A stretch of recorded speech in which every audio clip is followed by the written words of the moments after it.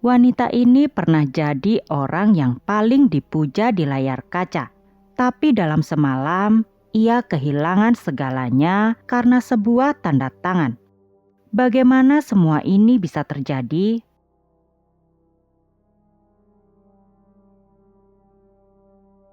Di lereng pegunungan Alishan, hidup sebuah suku yang dipercaya terlahir dengan bakat musik di setiap generasinya.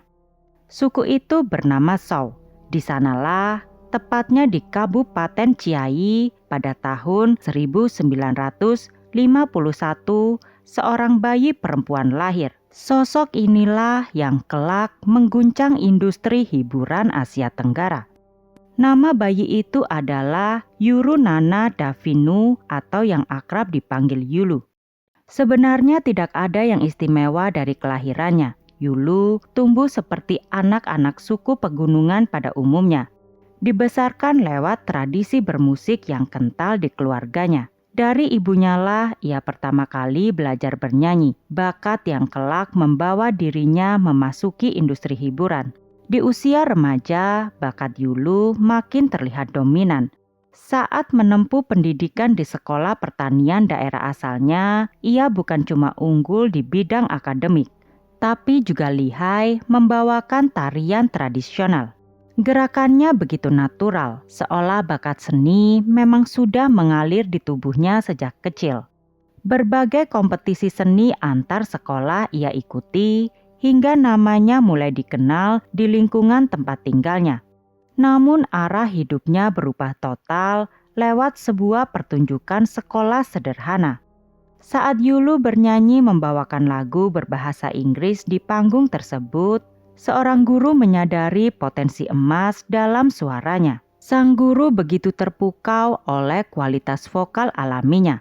Oleh karena itulah ia mendorong Yulu untuk memberanikan diri mengejar karir profesional di Taipei. Mendengar saran tersebut, Yulu memutuskan berangkat ke Taipei untuk mengadu nasib. Ujian pertamanya datang tak lama setelah itu ketika ajang pencarian bakat besar digelar oleh stasiun televisi Taiwan yang bernama TTV pada tahun 1969. Disinilah Yulu mulai menggunakan nama panggung Tang Lanhua. Lewat lagu berjudul Anxious Prayer, Tang membabat habis gelar juara di ajang tersebut. Dalam semalam, gadis pegunungan yang tidak dikenal ini jadi pembicaraan hangat di industri hiburan Taiwan kala itu. Melihat potensi besar ini, rumah produksi Limin Film langsung mengikatnya dengan kontrak eksklusif selama 3 tahun. Untuk proyek debutnya, ia dipasangkan dengan aktor papan atas yang bernama Yang Kun dalam film berjudul The Unfaithful. Di sana ia berakting sekaligus menyanyikan lagu temanya. Film tersebut langsung meledak di pasaran. Tang bahkan menyabet penghargaan pendatang baru terfavorit di Asian Film Festival. Namanya semakin meroket ke seluruh Asia Tenggara. Dan yang lebih luar biasanya lagi, saat itu usianya baru menginjak 18 tahun. Tawaran pekerjaan terus berdatangan. Ia membintangi puluhan judul film, termasuk The Cowherd and the Waving Girl dan Meng Jiangnu, serta merilis lebih dari 10 album musik. Banyak yang mengatakan karakter Tang begitu kuat dengan vokal jernih layaknya air pegunungan. Namun di balik kesuksesan tersebut, ternyata ada kendala besar. Tang nyatanya tidak memiliki tim manajemen profesional untuk menyaring naskah. Akibatnya banyak proyek film yang ia ambil kurang pas dengan citranya dan gagal memberi kesan mendalam di ingatan penonton. Industri hiburan saat itu sangat kompetitif dan tanpa pengemasan strategi yang tepat, mempertahankan posisi puncak bukanlah hal yang mudah. Namun fase intensif ini berhasil mengasah keterampilan akting dan vokal Tang secara nyata. Akan tetapi meski demikian, di tengah kesibukan panggung yang tak ada habisnya, ada satu sisi kehidupan Tang yang masih tertutup rapat dari media. Tak banyak publik yang mengetahui bahwa sejak usia 18 tahun, Tang sebenarnya sudah menjalin hubungan asmara dengan seorang pria bernama Ying Jiadong. Selama 7 tahun lamanya, Tang menjalani kehidupan ganda antara sorotan kamera dan hubungan rahasia. Hal itu membuatnya sampai pada titik lelah.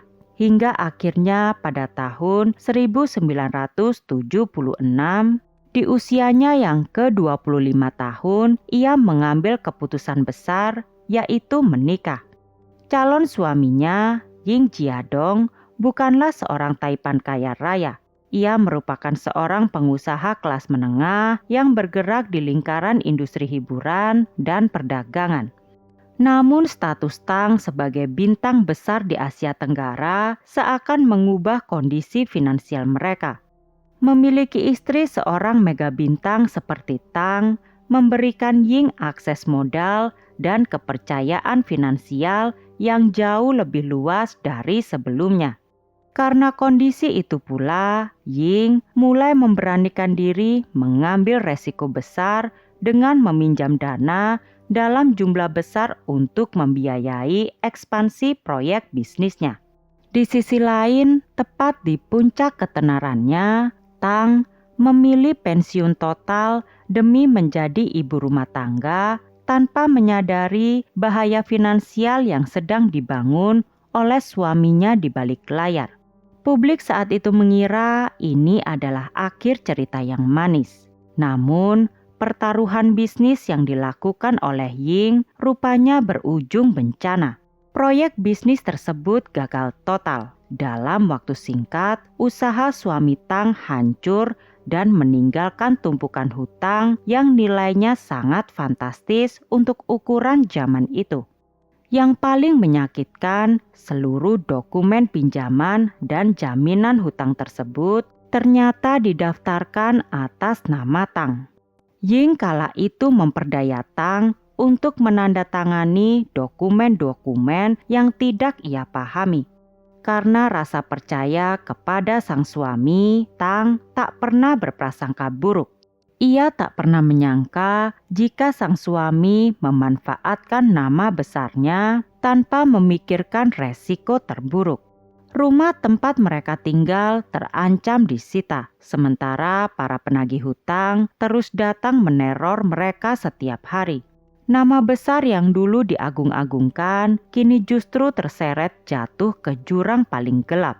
Hal itu membuat stabilitas finansial dan mental Tang hancur berantakan. Terjebak di posisi yang serba salah, Tang sadar tak ada lagi tempat yang aman di Taiwan. Terlebih di tengah kepungan penagih hutang yang setiap hari mendatangi rumahnya. Sang suami yang seharusnya menjadi pelindung justru memilih lepas tangan dan menghilang tanpa jejak. Tang ditinggalkan seorang diri menghadapi konsekuensi atas kekacauan yang tidak pernah ia perbuat. Tanpa ada kepastian di mana suaminya berada dan teror yang kian melampaui batas, Tang akhirnya mengambil langkah paling nekat untuk melarikan diri ke Hong Kong. Keputusan itu sangat menyayat hati Tang. Karena di tengah pelarian mendadak itu, ia terpaksa harus terpisah dari bayinya yang baru berusia 1 tahun. Tang pergi sendirian ke negeri asing demi menyelamatkan diri dan mencari jalan keluar atas hutang yang bahkan tidak pernah ia buat. Di Hong Kong, Tang tidak punya pilihan selain menghadapi kenyataan. Ia harus tetap bekerja untuk menyelesaikan hutang sang suami. Jika ingin kembali hidup normal dan bersama dengan buah hatinya, Tang harus menghasilkan uang dalam jumlah besar. Dan satu-satunya keahlian yang ia miliki adalah bernyanyi. Namun kini situasinya jauh berbeda. Tang tak lagi didukung oleh agensi besar atau studio film yang mengurus segala kebutuhannya. Tanpa manajemen, ia bergerak sebagai penyanyi independen, menghubungi sendiri para promotor, pemilik klub, dan penyelenggara acara lokal di Hong Kong. Pada tahun 1979, Tang resmi kembali ke atas panggung. Karena belum aman beraktivitas di Taiwan, ia mengambil peluang tur keliling Asia Tenggara, mulai dari Singapura hingga Malaysia. Ia mendatangi panggung demi panggung, mengumpulkan honor pertunjukan secara mandiri demi untuk mencicil tumpukan hutang di Taiwan. Selama 3 tahun hidup hemat di kontrakan sempit dan terus disibukkan dengan jadwal panggung yang padat, perjuangan Tang itu perlahan membuahkan hasil. Begitu kasus hukum dan hutangnya terkontrol, Tang langsung menceraikan suaminya Ying Jiadong. Dari sana ia bangkit sebagai orang tua tunggal demi membesarkan anaknya dan menata ulang masa depannya. Di tahun 1982, Tang pun bisa melangkah mantap kembali ke Taiwan dan berkumpul lagi bersama anaknya. Namun kembali ke Taiwan tidak langsung membuat karirnya melonjak begitu saja. Tang harus merintis dari awal, menerima berbagai tawaran acara televisi kecil dan pertunjukan panggung lokal untuk meyakinkan publik serta produser bahwa ia telah sepenuhnya kembali. Dedikasi dan ketahanannya di industri hiburan selama 3 tahun tersebut perlahan membuka jalan bagi momentum terbesarnya. Tepat di tahun 1985, karir Tang kembali ke posisi puncaknya. Saat itu, Tang dipercaya membintangi serial televisi fenomenal berjudul A Generation of Beauty. Ia berperan sebagai Bai Ruowei, seorang penyanyi era Shanghai klasik tahun 1930-an dengan perjalanan hidup yang penuh liku. Pengalaman pahit serta trauma masa lalu yang pernah ia lewati di dunia nyata membuat penghayatan aktingnya terasa begitu nyata dan emosional. Ditambah lagi, ia menyanyikan sendiri lagu tema serial tersebut yang seketika meledak di pasaran. Lewat peran ikonik ini, nama Tang resmi dikukuhkan media sebagai ikon kecantikan abadi bagi generasinya. Kesuksesan tersebut membuka jalan bagi proyek-proyek besar berikutnya seperti serial berjudul Blue and Black hingga akhirnya ia mendapatkan kesempatan mengejar peran paling ambisius dalam karirnya sebagai Yang Guofei, salah satu wanita paling ikonik dan legendaris dalam sejarah Tiongkok. Namun peran sebagai Yang Guofei bukan sekedar tawaran akting biasa bagi Tang, melainkan sebuah impian lama yang akhirnya terwujud. Benih ketertarikannya pada karakter tersebut justru tumbuh bertahun-tahun sebelumnya. Saat terpilih membintangi sebuah iklan di Jepang, pihak agensi setempat mengaku memilihnya karena perawakan dan aura Tang sangat mirip dengan gambaran Yang Guofei dalam legenda lokal Jepang. Pengakuan itu begitu berkesan baginya. Sejak saat itu, Tang mulai tekun mendalami berbagai literatur tentang sang permaisuri hingga akhirnya takdir membawanya untuk menghidupkan sendiri karakter impian tersebut di layar kaca. Taiwan Television ternyata sejak awal sudah menjadikannya kandidat utama untuk memerankan Yang Guofei dalam proyek besar mereka yang berjudul Legend of Yang Guofei di tahun 1986. Produser proyek ini, Wu Jianqiang, sudah cukup lama mengenal Tang, bahkan pernah mengatur berbagai pertunjukannya di luar negeri. Hubungan kerja mereka selama ini selalu berjalan dengan lancar dan penuh rasa saling percaya. Ketika serial berjudul Blue and Black sedang tayang dan namanya kembali bersinar terang, Wu Jianqiang justru semakin gencar meyakinkan Tang untuk bergabung dengan Taiwan Television. Namun ketika tawaran resmi itu akhirnya datang, Tang nampaknya masih diliputi keraguan. Tang meragukan dirinya dapat memerankan wanita paling ikonik dalam sejarah itu. Apalagi setelah mendengar komentar-komentar skeptis tentang penampilannya di film-film sebelumnya. Akan tetapi, seorang kepala perencanaan di stasiun TV itu, Huang Yigong, mengucapkan sebuah kalimat yang mengubah keraguannya menjadi keyakinan penuh. Selama ini, Tang meyakini bahwa permaisuri Yang Guifei memiliki kekuatan pada tangannya yang begitu indah. Namun Huang Yigong mengingatkan bahwa kekuatan sang permaisuri tak hanya pada jemarinya yang begitu lentik, namun juga pada keindahan matanya yang begitu tegas, berwibawa, namun tetap indah. Dan kecantikan mata itu ia dapatkan ketika memandang mata Tang. Kalimat tersebut seketika mengikis seluruh keraguan Tang. Bagi Tang, mata adalah fitur wajah yang paling ia banggakan. Ia yakin bisa memancarkan daya pikat dan keanggunan permaisuri Yang Guifei cukup lewat tatapan matanya. Tanpa ragu lagi, Tang pun menerima peran tersebut dengan penuh percaya diri. Keputusan ini bukan tanpa pengorbanan. Demi fokus penuh pada proyek Yang Guifei, ia bahkan merelakan kesempatan meraih Golden Bell Award, penghargaan tertinggi di dunia hiburan Taiwan setelah namanya digantikan oleh aktris lain Deng Weiting. Tang mengatakan akan sangat menyenangkan dan membanggakan jika dirinya bisa menang Golden Bell Award. Akan tetapi menurutnya peran yang tengah ia mainkan sekarang lebih berarti dari apapun. Bahkan untuk peran ini persiapannya jauh lebih serius dibanding peran-peran sebelumnya. Ia mengundang guru khusus untuk datang langsung ke rumahnya, mengajarkan gerak tubuh dasar ala Tiongkok klasik, cara berjalan, cara duduk, cara menggerakkan tangan, dan menundukkan kepala dengan anggun. Sesuatu yang jarang ia sentuh sepanjang karirnya. Mengingat sebelumnya ia hanya sekali bermain dalam drama kolosal bertahun-tahun sebelumnya. Selain gerak tubuh, ia juga berlatih ekspresi wajah bergaya klasik Tiongkok berjam-jam di depan cermin. Tang terus mengulang gestur menoleh dengan pandangan yang syarat akan pesona untuk berusaha bisa menangkap esensi dari kalimat legendaris yang menggambarkan pesona Yang Guifei dalam puisi klasik. Ia ingin memastikan ketika penonton melihatnya di layar kaca, mereka benar-benar percaya kalau inilah Yang Guifei, bukan sekedar aktris yang memerankannya. Di sisi lain, Tang juga mempertimbangkan soal fisik.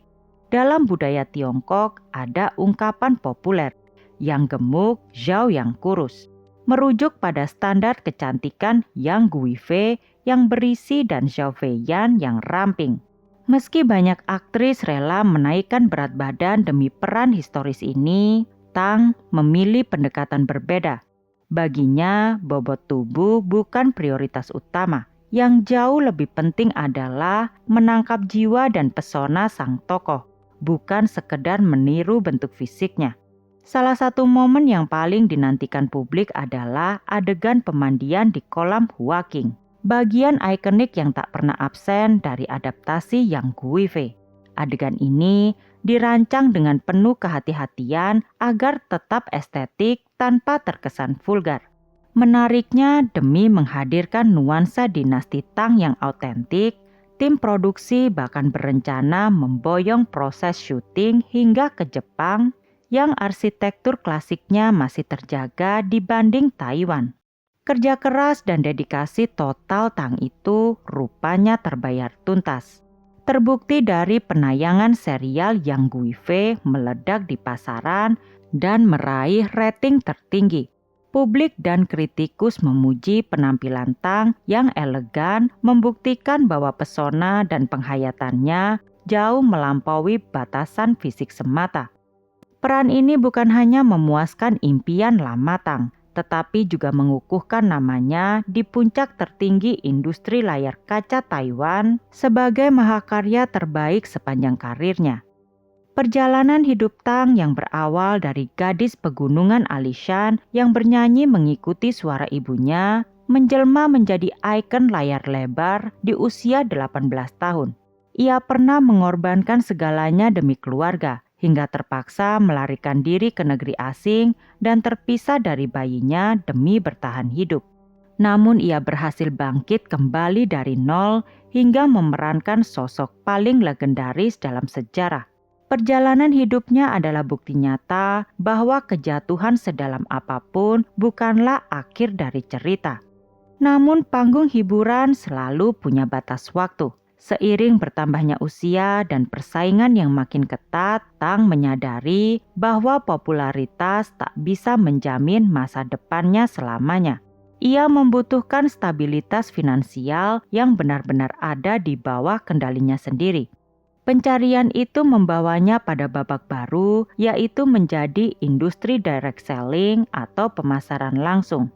Lewat relasi luas yang dibangun selama puluhan tahun, kepribadian yang supel, dan kerja keras tanpa henti, Tang terbukti mampu membangun bisnisnya dari nol hingga meraih posisi puncak di industri tersebut. Meski jalan baru ini sempat diwarnai dengan pengkhianatan dari orang-orang kepercayaannya sendiri, Tang tak pernah menyerah. Ia kembali bangkit, membuktikan ketahanannya sekali lagi. Nama Tang Lanhua akan selalu dikenang bukan hanya karena deretan film dan lagunya, tetapi karena caranya menghadapi hidup. Ia membuktikan bahwa ketangguhan sejati bukan tentang tidak pernah jatuh, melainkan kemampuan untuk bisa kembali bangkit. Kini di usianya yang telah menginjak 70 tahunan, Tan Langhua menikmati masa pensiunnya dengan tenang, jauh dari hiruk-pikuk lampu sorot panggung. Meski tak lagi aktif di layar kaca maupun dunia bisnis, penampilannya yang tetap bugar dan awet muda masih sering menuai pujian publik saat ia berkumpul bersama teman-teman sesama artis veteran. Bagaimana pendapat kalian tentang kisah Tang Lanhua ini? Tuliskan pendapatmu di kolom komentar, dan setelah itu jangan lupa untuk like, share, and subscribe. Terima kasih. Bye.